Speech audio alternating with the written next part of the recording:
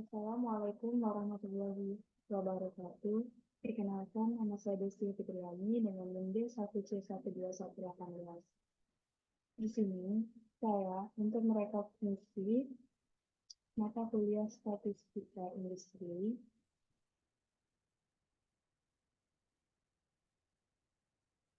Saya membuat tugas akhir yaitu video tentang rekognisi mata kuliah Statistika Industri. Definisi, statistik adalah sebuah kumpulan data, angka atau informasi. Statistika adalah ilmu yang mempelajari bagaimana data atau angka tersebut dikumpulkan, diolah dan dianalisis untuk menghasilkan sebuah informasi yang bisa digunakan dalam pengambilan keputusan. Tujuan statistika mendeskripsikan atau menjelaskan data yang berkaitan dengan populasi tertentu. Selanjutnya yaitu fungsi statistik. Fungsi deskriptif sesuai dengan sebutannya adalah sebuah data yang bisa berfungsi sebagai penggambaran dan penguraian. Yang diuraikan adalah data secara jelas atas setiap fenomena dan data yang sudah dilakukan pengumpulan hingga pemeriksaan dan riset data sebelumnya. Selanjutnya yaitu fungsi inferensial. Fungsi statistik berikutnya adalah sebagai fungsi inferensial.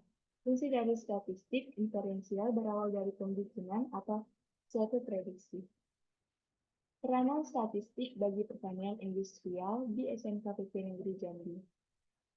Di bidang pertanian, penerapan ilmu statistika digunakan untuk mempelajari data, pengamatan, pengukuran yang diperoleh dari penelitian lahan, penanaman, pemeliharaan, sampai pada pemasaran hasil pertanian. Statistik digunakan sebagai pengunggul antara beberapa pihak untuk menghasilkan data dalam pengambilan keputusan. Contohnya, pada pemanenan singkong, untuk membuat pemoka harus sesuai dengan permintaan pasar dengan menggunakan data yang dihasilkan. Statistik dalam pendidikan membuat proses belajar mengajar lebih efisien dalam prakteknya. Statistik dalam pendidikan dengan pertimbangan khusus untuk pengukuran dan evaluasi konsep. Merupakan bagian penting dari proses belajar mengajar. Dalam proses ini skor diperoleh dan diinterpretasikan untuk membuat keputusan. Contoh perhitungan tepung mokar. Misal permintaan pasar tepung mokar sebanyak 25 kg, maka kilogram singkong yang diperlukan. 3 kilo singkong bisa menghasilkan 1 kilo tepung mokar. Dikarenakan adanya pengurangan berat badan dari pengentasan kulit singkong. Untuk membuat 25 kilo tepung mokar dibutuhkan 75 singkong. Jika 1 kilo singkong harganya 4.000, maka 75 dikali 4.000 sama dengan 300.000. 1 kilo tepung mokar harganya 30.000, maka 25 kilo dikali 30.000 sama dengan 750.000. Keuntungan sama dengan pengeluaran dikurang pendapatan. 750.000 dikurang 300.000 sama dengan 450.000. Sebagai alat atau media korelasi untuk mengukur kekuatan hubungan antara suatu data dalam suatu penelitian. Contoh perbandingan bahan pada olahan produk sempit. M1P1, substitusi tepung mokar 25% dan penambahan bubuk dan kelor 15%. M2K1, substitusi tepung mokar 50% dan penambahan bubuk dan kelor 15%. Dari perbedaan perlakuan tersebut, dapat perbedaan produk yang dihasilkan karena menggunakan bahan yang berbeda, perbedaan baik dari segi warna, aroma, dan rasa. Selanjutnya sebagai alat atau metode untuk membandingkan data terhadap dua kelompok atau lebih. Contoh konsentrik menggunakan penambahan bubuk dan kelor, apakah saling berpengaruh atau tidak. M1K1, substitusi tepung mokar 25% dan penambahan bubuk dan kelor 15%.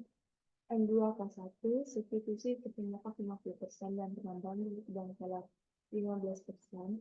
M3K1, substitusi tepung mokar 75% dan penambahan bubuk dan kelor 15%. M1K2, 25% dan bahan kelor 20%. M2K2, substitusi tepung mokar 50% dan penambahan bahan kelor 20%. Dari banyaknya perbandingan, akan ditemukan perbandingan yang tepat untuk membuat kesimpulan. Selanjutnya, Statistika diperlukan di sekolah karena statistik dipergunakan untuk melakukan penilaian atau evaluasi terhadap peserta didik atau mahasiswa dalam setiap semester. Statistika dipergunakan untuk melakukan penilaian atau evaluasi terhadap peserta atau mahasiswa di setiap semester. Misalnya, adanya penilaian atau evaluasi dari guru di setiap semester akan membantu kita untuk mengevaluasi hasil belajar, bisa menjadi dasar untuk meningkatkan prestasi kita di setiap semester berikutnya. Data yang kita dapatkan tentunya bisa berupa deskriptif atau naratif, atau data kualitatif, ataupun berupa angka data kualitatif.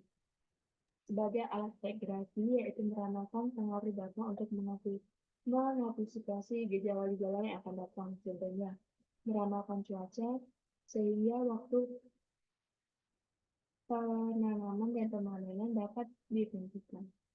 Selanjutnya, statistik biaya terpindahkan dengan nol perlakuan. Singkong, nama bahan singkong, jumlah yang 3 kilo, harga satuan 3.000, total harga 9.000.